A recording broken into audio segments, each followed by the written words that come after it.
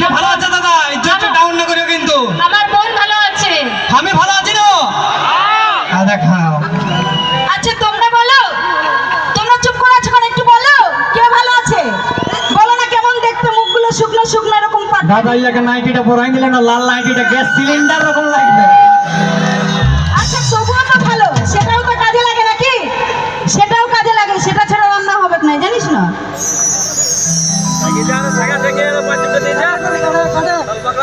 শিশি নিয়ে সেদিন যখন দোকান গেলে টাকার ক্যাপ কিনে নিয়ে আমার ছেলে।